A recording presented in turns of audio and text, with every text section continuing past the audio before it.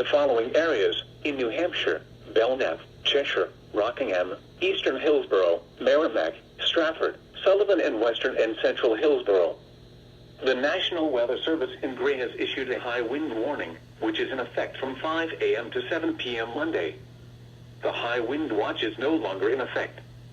Winds, west 30 to 35 miles per hour with gusts up to 60 miles per hour. Timing, Monday into Monday evening.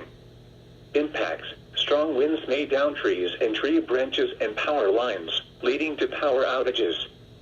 A high wind warning means a hazardous high wind event is expected or occurring.